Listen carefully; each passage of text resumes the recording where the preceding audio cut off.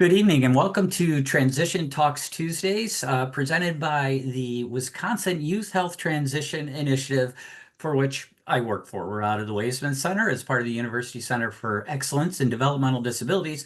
This series of transition topics, Transition Talks Tuesdays, is also being sponsored by the Children's Resource Center South, also out of the Waisman Center, and we're joined with the three Autism Society affiliates in Wisconsin.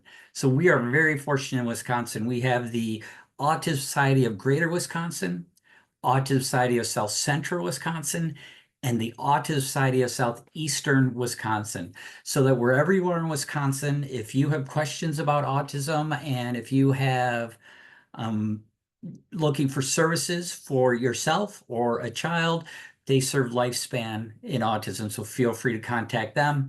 If you have questions for any disability, birth through 21 in the state of Wisconsin, you can get in touch with the Southern Resource Center or any of the other 5 resource centers throughout Wisconsin by calling 1-877-WISC-WAY, as we are part of the Wisconsin Wayfinder Children's Resource Network. Tonight, we're going to talk about preparing for higher education. We know that some students are going to continue education at a technical college or some sort of other school, maybe 2-year, 4-year, maybe looking for a degree, maybe a certificate, maybe an associate's. No matter what, we want to let you know that there are some differences in moving out of high school into higher education. And we welcome in Kay Eibl and I forgot to really check if that's actually how you pronounce your last name, Kay. So tonight, That's exactly right. okay, I was going to say, if not, then tonight you're going to be Kay Eibl. So Kay is here from Waukesha Community Technical College, but what I really liked when she presented last time was that a lot of her information that she talked about is global. It applies for all students that are leaving high school and looking at higher education. We want your students, or you, if you are a student, to be able to achieve what you want to achieve. Self-determination, be who you want to be, live your life that you want to live. For some of us, college is an important step. Higher education is an important step in that. So Kay, you should be able to share your screen. So whenever you're ready, feel free to get going. I will staff the chat. Okay, well, thank you so much, Tim, and good evening, everyone. So glad to be here with all of you. And it looked like at least one person is out on a bicycle adventure and listening along. And have people joining from all different activities during your day. So thanks for being here for this. And I do want to make this meaningful for you this evening. So please, if there are questions, like Tim said, feel free to add those in. And I have a few questions for you too. So if you are willing or able to send something in the chat or to unmute and share at those points, happy to have you do that. And that will help me to know kind of where you are and what's most helpful from what I have prepared. So I'll jump in. As Tim said, I am a disability specialist. That's our title at WCTC, Waukesha County Technical College. Um, and I've been working here at WCTC for 10 years. I have not worked at any other colleges or universities. However, I partner a lot with them. And so we're always trying to have a lot of consistency and really using best practices with all the disability services offices at various colleges and universities. So I do feel that I can kind of share general information and just talk about, good things to be thinking about. And then if you and your student are kind of exploring colleges, some things to be thinking about. So let me share what I have planned for tonight. And sharing my slide, I do have my Zoom window in front. Is that causing a distraction for anybody with any grayed out areas, or it's looking okay? Okay, just checking. Every once in a while, someone's like, it's in the way, Kay. So preparing for higher education. So thinking about post-secondary education, of course, at the technical college where I am, we get students of all ages, right? Returning learners that are kind of doing some just lifelong learning, maybe re-careering. And so this information is for everyone. And I know for this group, we're thinking specifically about this transition and how is it the same or different from high school when we're kind of moving at either age 18, age 21 or later, however that looks. So what I have prepared for tonight on our agenda looks a little bit long when I write it all out, but we'll get through this. So some of these pieces are easier ones. So I've got a couple opening questions just to get a feel from the group. I do want to talk about differences between high school and college. Make sure that we all know what are those differences, and that's actually based on the law, the legal stuff, right, and how that's going to be different. What is the process for requesting accommodations? What are some common accommodations in college? What are the students' responsibilities and what are the parents' responsibilities? And a couple notes about maybe this FERPA thing. We'll touch on that, make sure people kind of know, okay, what do I need to know as a parent? And maybe even if I'm a guardian, what do I need to know? Other resources and supports. Maybe these are separate from accommodations, but still supports that we have available at many of the colleges and universities. And then something I added in for this group in particular was just thinking through what questions may you want to ask. If you're going to a college, you're meeting with someone like me, what would be good things to ask? And some of the questions, I wrote them down and I thought to myself, Kay, you better get ready to answer these questions because these are really good questions that people might bring to the table, but really good things to be thinking about. So I have a couple slides with some ideas. And then I do want to make sure we have time throughout for any questions that you have and any discussion. So let's just kind of start by touching base in the group here. What's your kind of conceived idea? How are you kind of picturing the differences between high school and college? What are some of the main things that you think of when you think of, okay, switching from high school to college? For those who may not be familiar with Zoom, down at the bottom of your screen will be a chat box. There's a three three periods inside a little bubble. And if you click on the chat, then you're going to be able, the chat box will come up and you can type your answer in there. We are also a relatively small enough group that if you felt like going ahead and you don't have to take your camera off, but if you wanted to unmute, I could definitely call on you and it won't be a free for all. We'll be okay if you want to unmute as well. Um, so we do have students are more responsible for their schedule, much more quote unquote free time. So that Yes, that's a great point. Thank you, Kathy, for sharing that. Harder classes, more independent work, no helicopter parenting, um, increased independent opportunities, some more responsibilities. Maybe the supports are different. And the IEPs don't exist. So it's not going to be an individualized education plan. Yeah, wonderful. Great ideas. And these are really a lot of things that we hear from parents, and I think these are really accurate. So this group is kind of having a good sense of what are some of these main areas of difference. And there is more freedom that can be positive in some ways, maybe concerning in some ways. So we want to make sure we have some structures built in. Um, Interesting about no helicopter parenting. I do see some helicopter parents in my role, but that's okay. We just kind of we want to kind of put some boundaries around that, of course, to support the student and the independence, like many of you are mentioning. So wonderful. Um, the other thing I just wanted to get a feel from the group on is when you think about, and I don't know what ages all of your children's students are, but when you think about college for the individuals that you are a parent for or folks you're supporting, um, are there things that kind of give you some anxiety, some nervousness around thinking about college?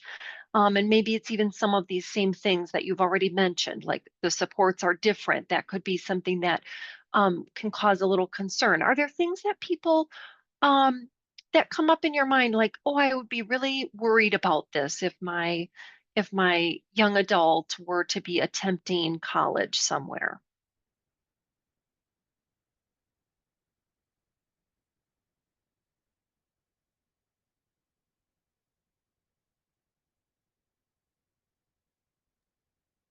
I can tell you when my daughter went off to college, the one of the main things I was really worried about is she had a wonderful social group in high school, and not all those supported people were going with her to college. So I was really worried, is she going to be able to find her people and find her group?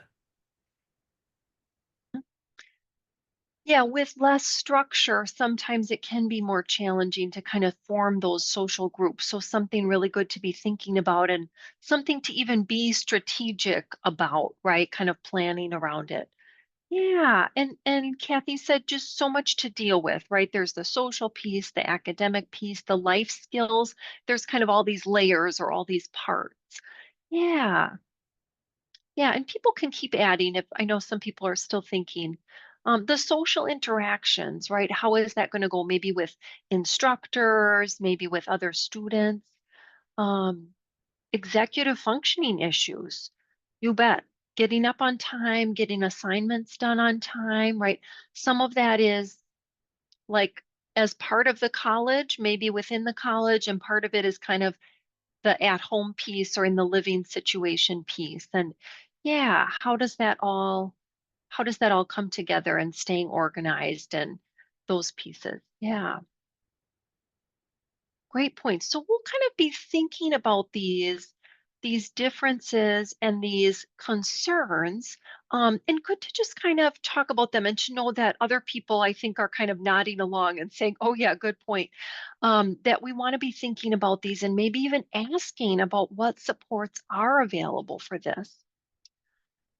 Want her to be independent, but daunting to think about how she's going to get there, kind of thinking of the years to come or the months to come, the whole process of registering. How does she navigate the whole college experience? It is a whole thing, right? And that getting started piece, the when I think about the process of registering, right? We can think about like applying to the college, registering for classes. I also think about registering with the accommodations office. So we'll talk about those. That is, that upfront part can be a big part where parents can be great allies in kind of helping navigate that initial piece. Yeah, especially if the young adult or the young person doesn't know what she wants to do when she grows up, right? Just kind of exploring what are the career choices? What kind of classes are we even looking at here? Um, yeah, right, right. And Tim's saying it might be the whole process might be different than when we went to school, right? You could have a child going to your alma mater, but it could be a whole new world. So all good things to be thinking about. Yeah, it's almost like, it's not just difficult for first generation college students, right? It can be challenging for everyone.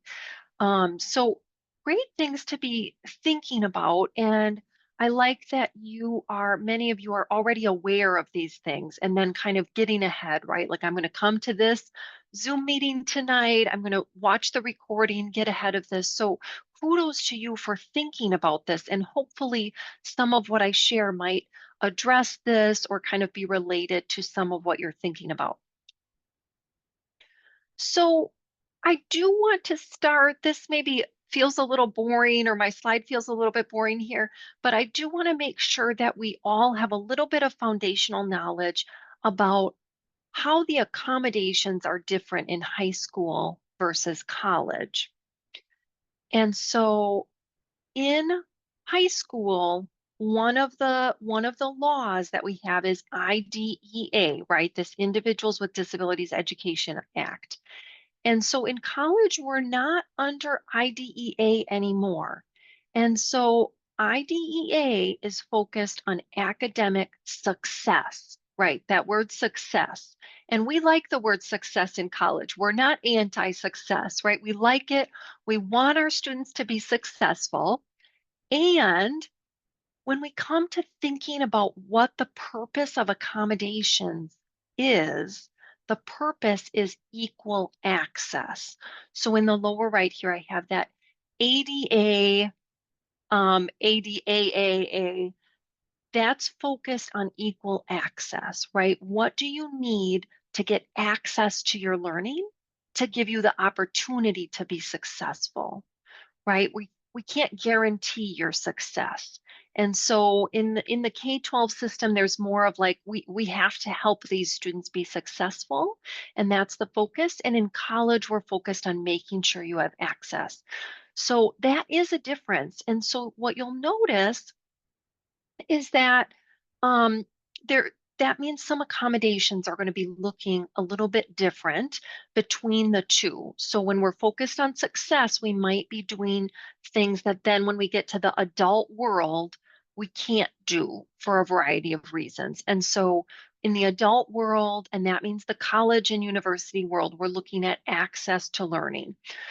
Certainly, we have supports that help all students with success, but we're going to find that they're kind of optional, right? It's not like we're kind of forcing it on the student. It's like, oh, we have this available, and did you want to choose to use that to see if you can help yourself with that road to success? So it's kind of based on the laws, and so the one of the main differences that we see is one of these sticky words called modifications, right? And so sometimes students say, well, I need some modifications in college. And our hair kind of bristles a little bit just because of it's just the words, right? So you can call it modifications, that's okay. But when we get picky about the words, we say we don't do modifications in college, we do accommodations. And we'll look at examples of what is that, right? And so what that means is we're not modifying the requirements for students, right? So if you're in a class, you've got to meet the same requirements of that class as all the other students. You can have accommodations to make sure the playing field is leveled, right? So one of our most common examples is extra time for testing, right? We don't want to test your speed, we want to actually test your knowledge. But we're checking your knowledge the same as we're checking it for everybody else, right? So things like a shorter test or only 3 multiple choice options instead of 4, that's not something we're going to see at the college level, because that would be considered more of one of these modifications that helps with success. But for us, it's not helping because it's kind of modifying then the program standards, especially when we think about colleges and universities that are accredited and the programs are accredited. And so we want to keep all those standards. Those have been developed with a lot of, a lot of research and what standards are needed for this particular industry. And so we want to kind of keep all of that and help the students meet those same standards with or without accommodations. So So let's also make sure that we're on the same page about who can get accommodations in college. So you all have a sense of this, I'm guessing, but I did want to put up a little bit of a list. So we're providing accommodations and also support, general advocacy support to students with a variety of disabilities.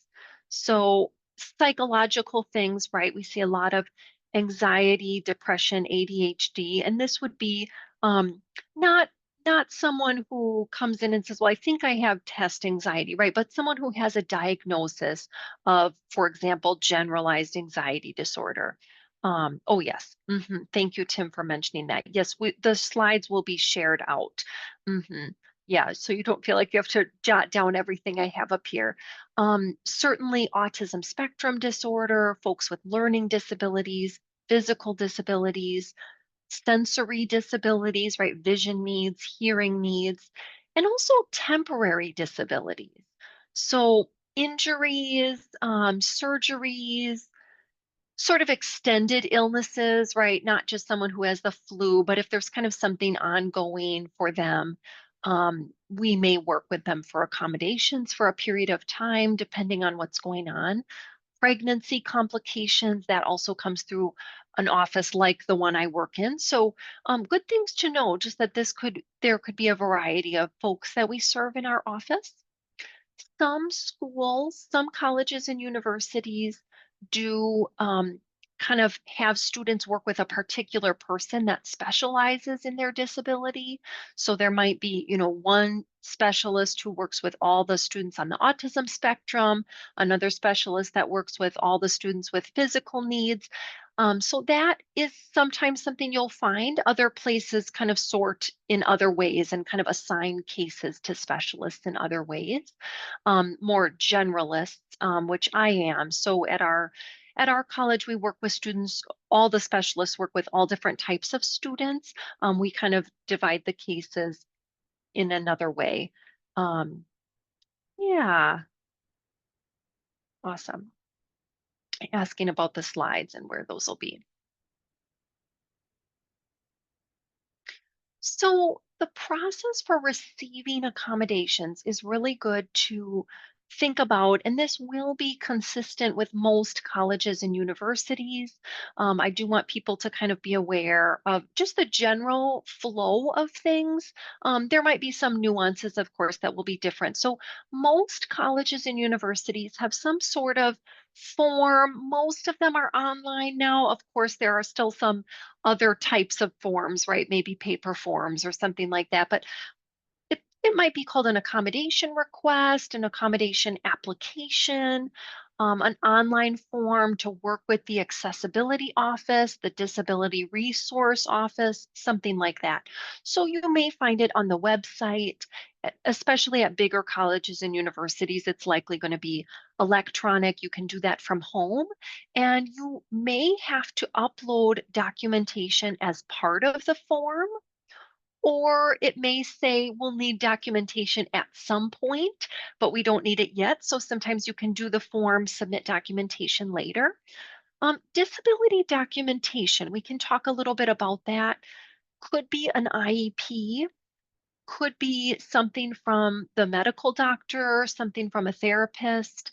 Sometimes there's something called like a disability certification form that you can take to your provider and have them complete it. Typically, an IEP is helpful. So I know someone very astutely said there are no IEPs in college. So the IEP we're going to use as documentation to say that, yes, we know this student has this disability. The IEP is going to be most helpful for educational diagnoses, right? Learning disabilities, um, things like that, specific to reading, writing, and so forth. Um, if it's more of an other health impairment situation, it's listed as OHI, maybe ADHD is mentioned. Um, Usually we're asking for additional documentation because usually that diagnosis was made by an outside provider. And so we like to have a little more information from the person who made the diagnosis to verify that instead of just like kind of notated in the IEP. But again, having the IEP would be really helpful just to know what services were provided in high school. And then the third part of this process, so a form and some documentation, kind of having that, or at least having some of it, and then getting more as needed for the middle step there. The third part is going to be a Kate, meeting. can I ask a question that usually somebody usually asks me is when you're talking like that disability certification form, or if a college university asks for some sort of diagnosis information, how far back should families do that? Should they plan on having a evaluation like the junior or senior year, or is something for freshman year? How close does that information, the medical information, have to be? If possible, the general rule of thumb is within the last 3 years. So having some more recent within the last 3 years type of documentation, it could be the reevaluation, it could be something from the doctor. But yeah, 3 years is a good guideline. Certainly, I would expect folks to work with you if it's a little bit older. And we do see that depending on the age of the student and so forth. If you've got an opportunity to have a reevaluation junior or senior year, I think it's a great idea. That's going to give you most up-to-date information. Then you've got that for the next several years to be using for college setting in case you need it for something else. That would be great to have. And I know sometimes there's some discussion around that, right? The school might say, "Oh, do we really need that? Do we want to put the student through that?" And certainly, it's up to you and the family's decision. But I would say from the documentation perspective, it's great to have that updated. I sometimes get IEPs where it's like, "Oh, this hasn't been tested since second grade or something," and it's like, well, maybe we could have just done a little bit of an update somewhere in the high school. Yeah, a Right. And that's sort of what reevaluation. I was talking Mm. about too with the reevaluation is, and I know some kids, with autism spectrum disorder will get diagnosed in like second grade, and that will carry further. But there could be changes and there could be growth. And so a reevaluation later in high school will better serve to point to the trajectory of what accommodations may be needed and supports that may be helpful, because chances are they're going to look a lot different than they were in second grade. Yeah, lots of great questions here. So, someone's asking, so from primary doctor is sufficient? I would say yes. Learning disabilities are a little bit trickier, right? Usually, primary care doctors are not diagnosing learning disabilities. But for many of the other things, right? ADHD, autism, other medical conditions going on, um, maybe even things like developmental disability needs, primary doctors, we would take that information, certainly something updated.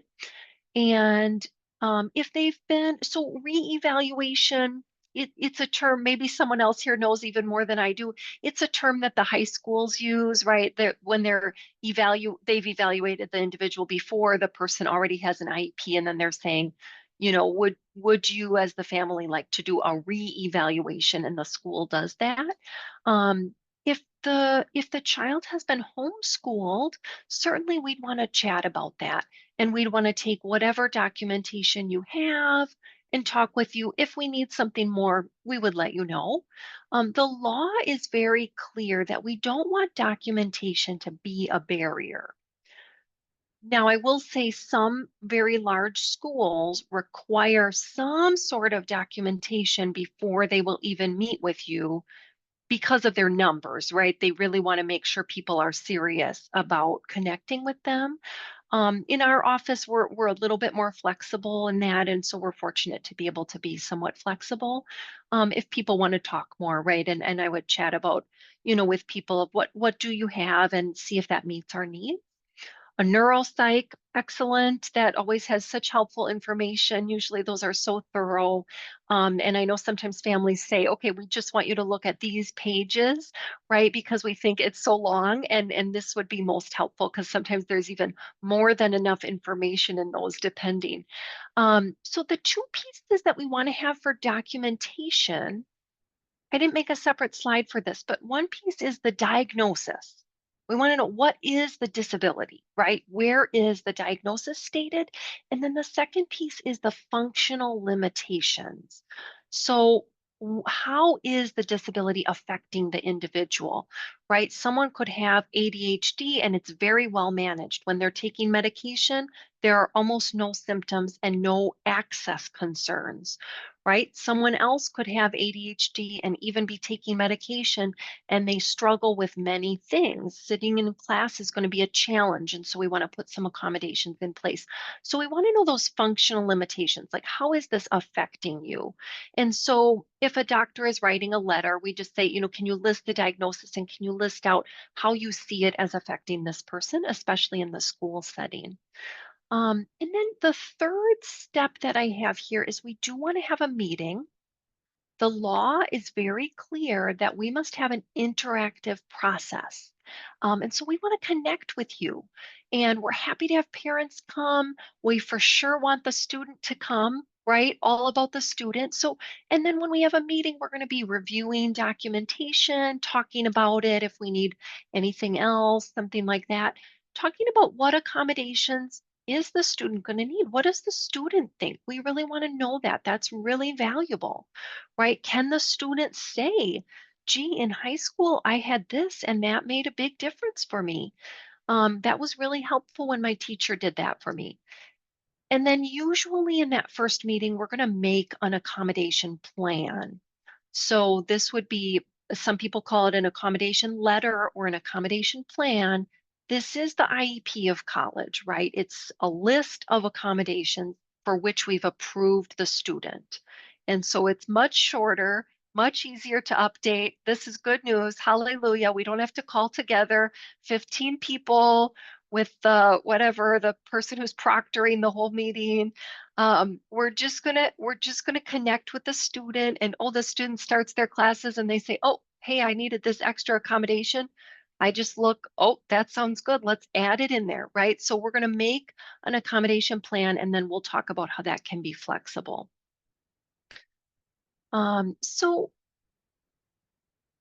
So then the way this works, just another kind of view here with a little bit more on the back end of it. So we talked about the online form, documentation. See how here I put less pressure on it. I put it in smaller font. We don't want that to be a barrier. So there's going to be some documentation, yes. We're going to have a meeting and we're making that plan together. And then we do also want the student to talk with their faculty members, with their instructors. That could be an email, that could be touching base on the first day of class. This is kind of like a self-advocacy practice, right? And it's a best practice because it helps the instructor make sure that they have connected with the student. Like, oh, I saw you have extra time on tests. Well, we don't have tests in this class. Instead, we have projects. And so we're going to connect about that and make sure that we know. So that's a best practice. It's something that I would help a student with if they're like, oh, I ask my new students, right? Do you feel comfortable talking with your instructors, right? Have you done that before? And maybe we would write an email together. So that's something we want to be thinking about as we're getting students ready to transition, right? How comfortable are they talking with other adults in private about what they need, right? And then the student is going to have some responsibilities that we'll talk about more in depth, scheduling their tests, their instructor is going to coordinate some accommodations, they're going to coordinate some things. A great question here. A 504 plan, yes. 504 plans that I've been seeing do have a diagnosis and they have some functional information. So that would meet my criteria, yes. Is this taken seriously by colleges with a neuropsych eval? You bet. So if there's a neuropsych eval, even better, right? And then if we have the 504, certainly. Yeah, so that sometimes just seems to be a school district or a family decision, right? Maybe they moved from an IEP to a 504. No problem from my perspective. They're still qualified based on that diagnosis and the limitations. So this group already knows this, very savvy group. The IEPs, the 504s are not automatically coming over. We have to do a little bit of work, right, to get, use that as documentation. And then we've got to kind of let the college know that, hey, I'm a student, I'm coming, I want to use accommodations at the college. And note that this process, this is the accommodations piece, this separate from the registration at like admission, registration, getting signed up for classes that all the other students are going through. This is separate, right? And so we try and it looks like a lot when I write it out, but we try and make this very streamlined. But students are usually doing other things before this, right? Maybe they've been admitted to the college. Maybe they're already signed up for classes or they're going to get signed up for classes. So good things to kind of be thinking about and how to navigate that. And that information is also usually readily available online, right? The college wants people to attend. So they're going to put how to get signed up for classes for everybody. And then this information should also be available online. So let's talk a little bit about what types of accommodations are commonly approved in college, because I know I maybe made some people feel a little nervous when I said we don't do modifications, right? So there are a lot of things that we do provide as accommodations, and we approve these on a regular basis. Extra time for tests, by far the most common accommodation. It fits for a lot of disabilities, right? So time and a half is usually our norm. Sometimes we have a case that qualifies for double time. Low distraction testing setting, note-taking help, maybe audio recording lectures, preferred seating, making sure that you're sitting in a good spot in the room, could be right in the front, could be near the door, and audio for your books, audio for testing, screen reader, or like a text to speech converter, right? Something that can kind of read to you while you're testing. Usually not a human. Usually we're using technology for that unless we're having some issues. So these are very common. And of course, the list is longer because everything is going to be individualized, right? So we have things that are less common that I didn't include here, right? Students who need a soft, cushy chair due to their physical needs, or students who need, a desk that raises, or, different things like that. Taking breaks during class, right? We talk with students about that. Yeah, someone's asking about peer students to help navigate. Yeah, so that's a great thing to ask about. And I would consider that not an accommodation, but a different support. At WCTC, where I work, Waukesha County Technical College, we use staff supports actually, and we have quite a few of them. So we have folks called navigators, we have enrollment counselors that will walk students through all of these initial steps. So we're using staff for that. The person who asked this question is exactly right. Some colleges have peer support set up. So good things to be asking about, and we can even add that question to our list of questions for, is that something that's available? And can we just work with somebody who can walk us through all the steps? Yeah, great thing to think about.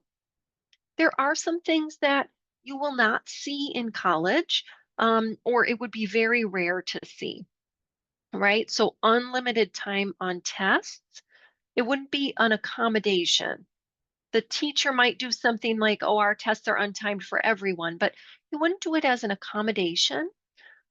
Retaking tests until you pass, or retaking tests at all, using notes on a test when other students cannot use notes on a test, that would be like kind of modification territory, right? And if students ask about that, we're doing a deep dive into the course requirements, right? And talking with the instructor about, why can't the students use notes on a test? And is that because they have to have something memorized?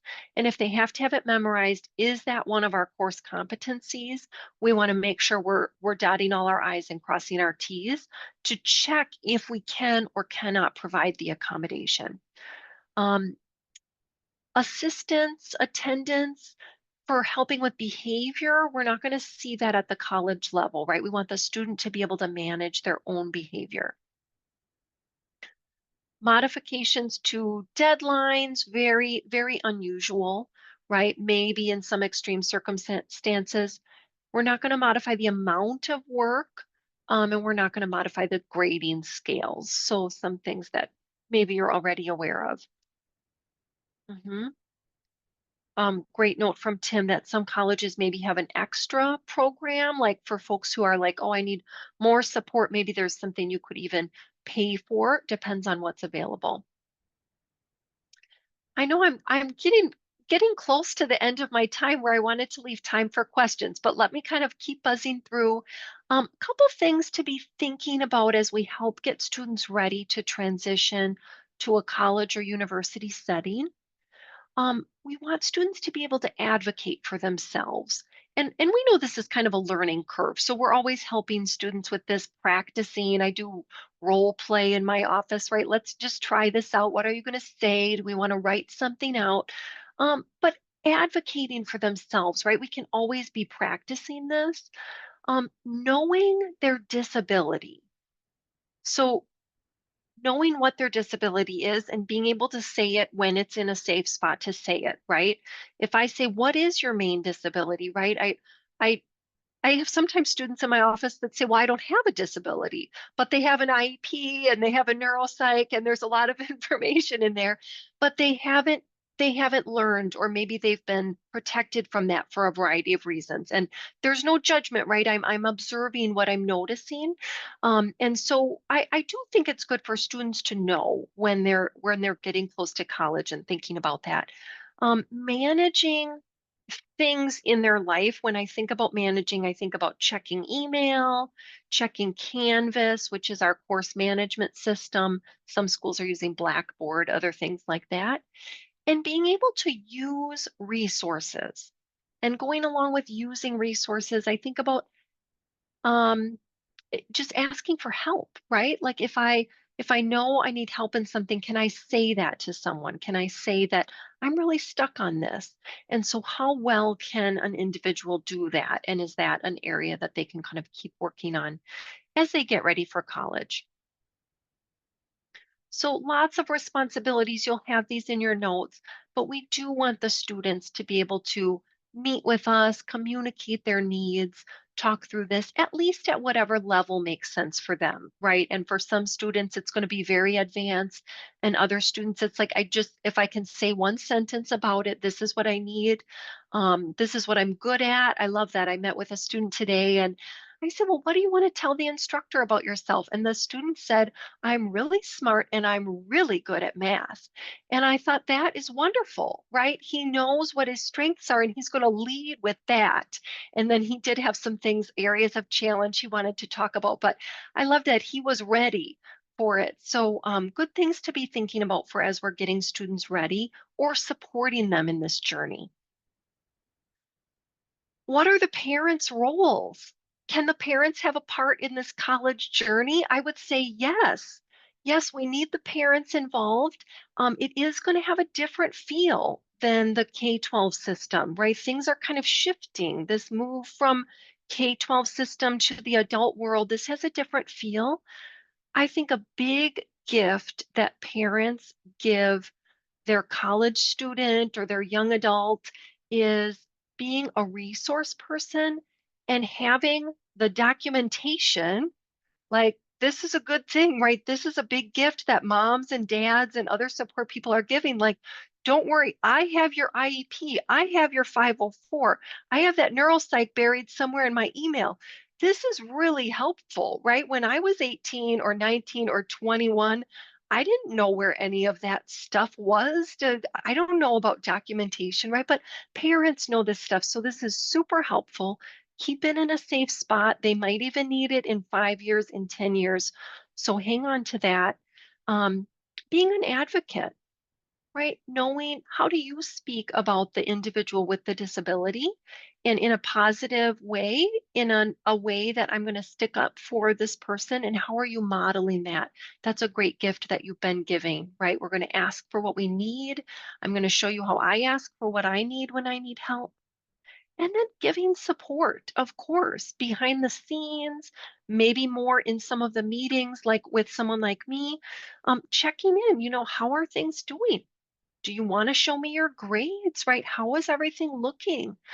Checking in. So the student is going to have all that information, right? And even someone like me, I can only see what the student's current grade is if they share it with me, right? And so I don't have, maybe the teacher sent me an email and said, I'm worried about this student, but in other cases I wouldn't know, right? The student can log in, they can show us, and then we can give support from there. So great things that parents can be doing ahead of time and during the college experience. So we really would welcome that. Is the process the same if a student is coming out of a transition program at 21? Yes. Yeah. And at colleges and universities, we're seeing more students coming while they're still in high school. That might have a little bit of a different feel in some of these pieces, but we want the process to be the same for everyone. All students with disabilities are going to go through the same process. If they're 18, 21, 30, 50, doesn't matter. We're going to go through the same process. And that's so that it doesn't feel like we're treating anybody differently, right? We like to have consistency at the college level. We want what we're doing for one student, that's going to be the same. The accommodations are individualized, but the process and the standards are the same. Yeah, great question. So this is one thing you can ask about at the college or university is asking about consent forms and what needs to be on file. The student can ask, you can also ask. Um, at the technical college where I am, we just call it the FERPA form. But Tim already added in the chat earlier on, he gave a nice right in bold there, the Family Educational Rights and Privacy Act. So this is like some of you know HIPAA from healthcare, right? FERPA in the education world. And we do want, if we're talking with parents or other support people, we want to have a consent form on file, a FERPA consent form, right, from the student. And that is the same for students who are not their own legal guardian. This is the same for students whose parents are their guardian. It always feels a little odd, but we say this is what we do to be student centered, right? We treat the student as their own person in the educational setting. And so then we do want to, just to be safe, consistency for everyone, we would still have the student sign permission for us to communicate with the guardians as needed. And you would get a lot more information about that if you're a legal guardian for someone over 18. But usually the college will have some additional processes, like maybe they'll let you know that they're still going to communicate with the student first and foremost. And then if you on the back end want to kind of help with checking the email or other things, you could be doing that. But a lot of times they'll have some processes for that. So let me get to, we'll come back to this. I do want to end on what you're feeling excited about when you think about college. I do want to mention we have accommodations, and then there are other resources that are for everyone, or maybe resources that are for students with disabilities, but they're not focused on access. So they're not like classroom accommodations. So there are a lot of other resources. So these might be called like academic support or academic assistance, peer tutoring. At our college, we have tutoring also from staff members, from faculty. So we think that's, of course, top notch. And a lot of schools have things like that, right? So we want to know about that. What other supports are here? And for this particular class that the student is taking, what supports go with that? What's available with that? And we can find out about that ahead of time. So good to be asking about that. I know I have a lot of questions on these slides. I just want to kind of highlight some categories that I came up with. So of course we could have a longer list, but I've got two slides here. So some questions that if you're exploring this with your young adult, you may want to be asking some of these questions at a meeting. Like if you were to meet with someone like me, what might you be asking the Disability Services Office? Maybe even emailing them a couple of questions ahead of time if that's an option they have. So about accommodations, right? How are the accommodations? How does that work? Um, does the disability specialist email that out to the instructors, or does the student have to take the accommodation plan to the instructors? What resources? Maybe we want to ask about assistive technology. Does your office have an assistive technology expert? Some offices do, some don't. And of course, I always think it's helpful to just kind of see what kind of feeling you get, right? Are you getting a feeling of support? Are you getting a feeling of empathy? That also feels important to me. Um, we've got a couple questions coming in. Let's see. Yeah, tutoring. Oh, mental health support. A great point. Right. What counseling resources are available? You bet. For disability services, also maybe some questions about documentation, right? What is the school willing to accept if they don't say it on their website? How recent does it have to be? Are they sounding very picky about that, or are they saying, we'll work with you, right? And either way is okay. It's not right or wrong. We just want to know what the rules are so we can follow them, right? What's the typical timeline? We want to know, how long is this going to take, right? If I'm starting in August, should I be contacting the office in May, or is July okay if I want to get this set up ahead of time? And then a few questions about supports and resources. Are there staff members that do check-ins with students? Kind of executive functioning supports. I think someone had mentioned that before. I think that's a question you can ask, right? What does your college have? Are there support groups, clubs? People were asking about social things. And so this is good. What is available for students with disabilities or just for all the students, right? What's available? And then just the general school info. So, a great question is, how is universal design for learning? And maybe some members in this group know what that is, right? Best practices in designing the teaching, the learning for everyone. How is that being embraced at this college or university? What is the school doing to be more accessible? And what's the graduation rate? You can maybe ask that for students with disabilities. Are they graduating, right? What are the statistics there? Are they giving feedback on how supported they feel or not? So we could ask about that. Just some thoughts on that that I wanted to put out there. We're getting close to the end of our time. I'm going to go back to this question. What are you excited about for college when you think about this for your child, your young adult, thinking ahead about this possibility? And at this time, I'm also open to other questions you have. Kay, you didn't cover this. What else is on your mind? So let's think about things you're excited about or other questions that this group has. You're free to put some thoughts in the chat, or again, we're a good sized group that if you go ahead and unmute, I'll be able to notice that and call on you if you'd like to share verbally.